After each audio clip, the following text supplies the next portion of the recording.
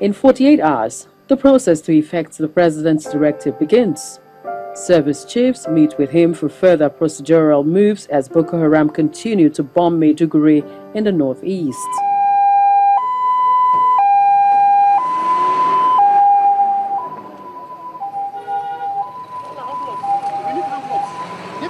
It's very hard. It's very hard. It's very hard. Yes, yeah, before the flyover. Yes, yes.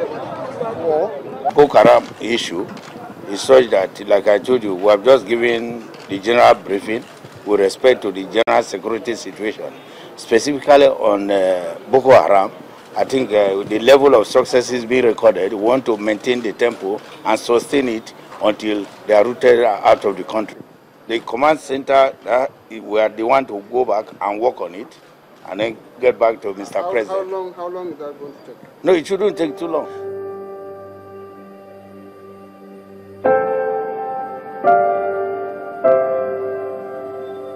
Tackling insurgency is just one of the many issues the new government is faced with.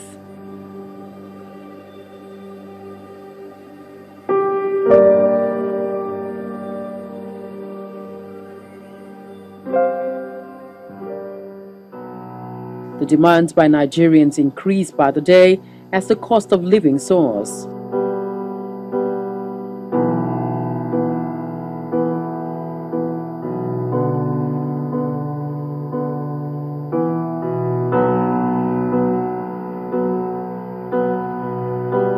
The only option of providing self-help is threatened.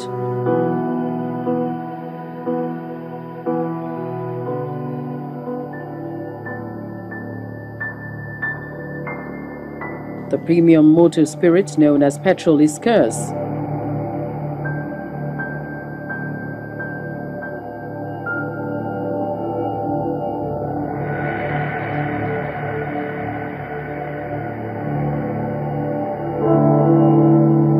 The product has for many years been the source of private electricity generation for industries and homes.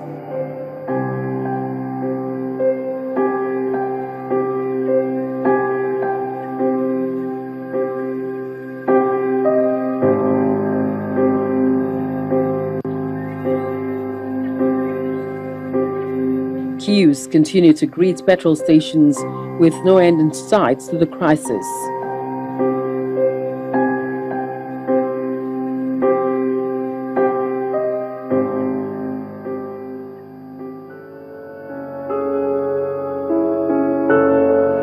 Buyers of PMS are left angry and frustrated.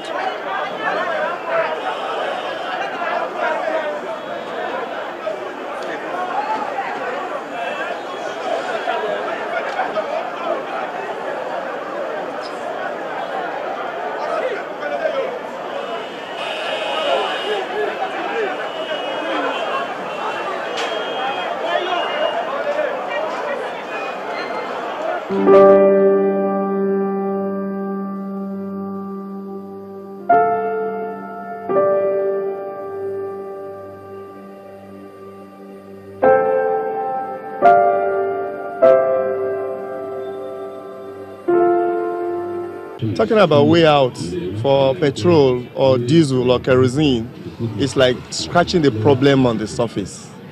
Our problems are deep. The hope and the aspiration of everybody now is that the new government will come and they will be responsible.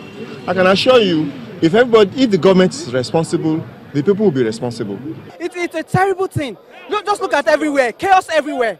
It's not supposed to be so. In a country where we have all of these resources, everything, I mean, all of these resources, and people are suffering like this. This marketer said they are owing them. I don't even know the impact of the subsidy, because now there is no light, there is no petrol, there is no water, everything is just standstill. There is a deliberate attempt to sabotage this economy and bring it to a halt and a standstill. At the peak of the challenges we have, challenges when banks refuse to extend their lines of credit to us. And I want to say it openly here that we did not get that assistance from the banks. In other words, there was no way we could import. We are owing them, and they said we should pay back. There's been consistent clamor for the deregulation of the downstream sector, an idea Mr. Zakab Bala, an oil expert, gives a nod to. Mr. Bala says there must be a will demonstrated by the government for the needed change in the country's oil sector. Then now look into the oil and gas industry. Ask yourself a basic question. How come across all the other OPEC nations, right, refined petroleum products, which we best describe in technical terms as distillates, how come that distillates are cheap across all the OPEC countries except Nigeria? First of all, you have what we call the light distillate. The light distillate is basically LPG, liquid petroleum gas, right? Petrol that we know as PMS and naphtha. Then the middle distillate is where you have like diesel, you have kerosene, then you have aviation fuel. Then the heavy distillate is where you have your bitumen, petrochemical feeds that you can use to produce plastics, detergents, and the rest. How come all these are cheap in other OPEC countries?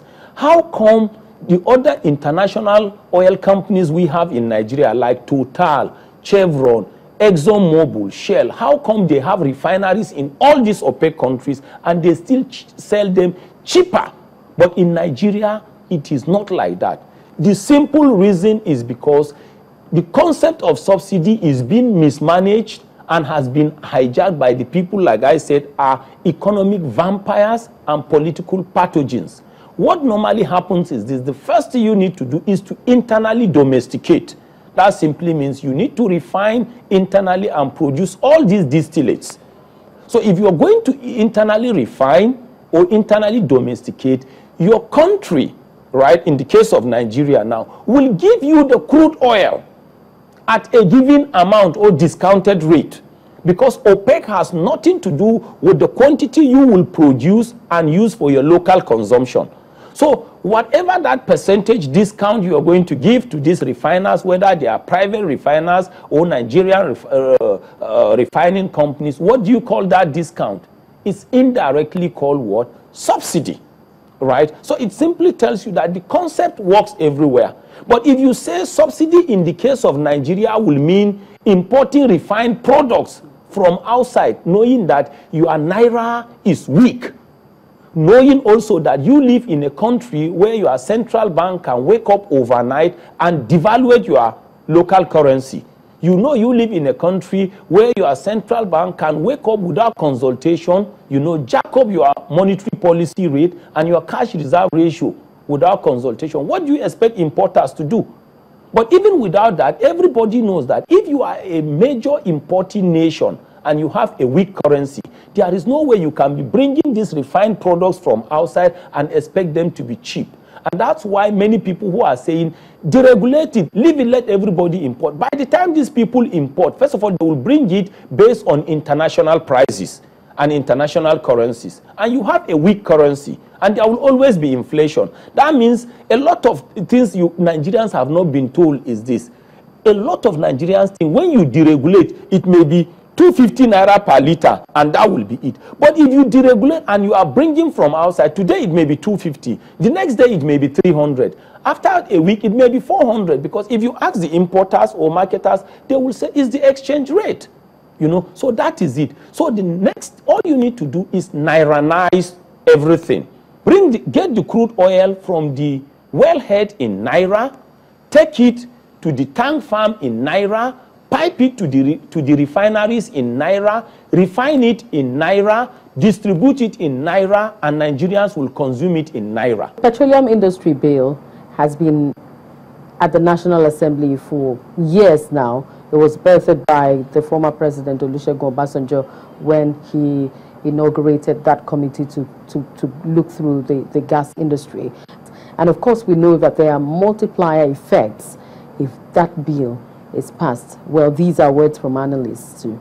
The petroleum industry bill as it stands today and with the lawmakers or the 8th assembly as we call them, all I would want to let them understand is this. It is not as complex as it is being portrayed. And the reason is because Nigeria, whether within Nigeria or Nigerians in diaspora, have the potentials today to dissect, anatomize, and reanalyze that PIB and give it to our lawmakers to look at it, clean it up, and pass it into law. And the reason why I'm saying this is because as we speak today, we have oil and gas lawyers within Nigeria, so they can analyze the legal aspect. We have oil and gas engineers. They can analyze the production, you know, and the reserve aspect. We have oil and gas environmentalists. They can analyze that aspect that has to do with biodegradation and bioremediation. We have oil and gas economists. We have oil and gas accountants. Those ones can analyze the fiscal regime aspect. So tell me that thing that is making the PIB to be complex. You have Nigerians with all these pockets of experience. So we respect you as lawmakers, right? Assemble or congregate the oil and gas engineers, lawyers, even oil and gas editors, oil and gas environmentalists, oil and gas economists. Congregate them in one place within a maximum of 1 week or 1 month. They will look at these different aspects based on their specialization, come up with a congruency of the document. Then they will now give it to you as the lawmakers. Then it is your duty to read it again. If you have 1 or 2 questions, because you will be the lawmakers, you are those to make it legal or pass it into act. If you have more questions, ask these questions. Then let the think tanks, and the good thing is they are Nigerians, let these think tanks reanalyze again and represent it to you.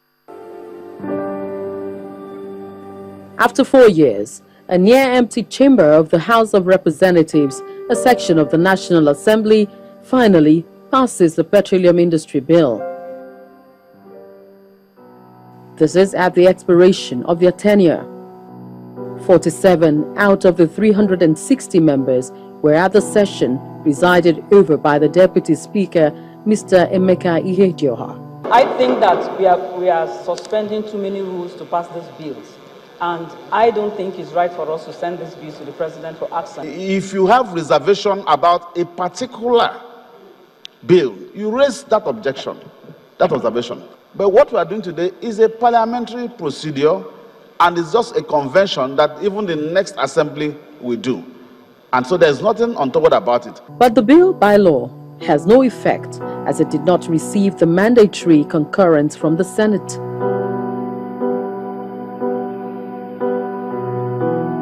(422) short titled. By legislative proceedings, a bill is considered passed only when the 2 chambers, House of Representatives and Senate, agree on it.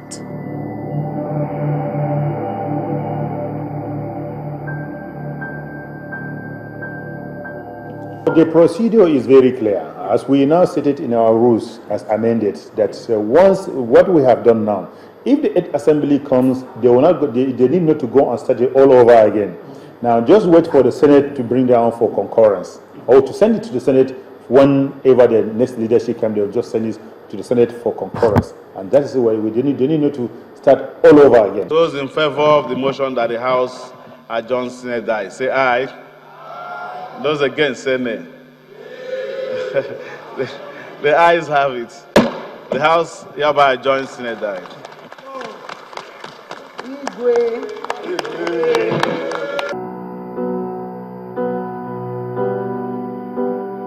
The 7th Senate, which rounded its tenure, also had left the PIB unattended to at the committee stage. This is automatically transferred to the 8th Assembly.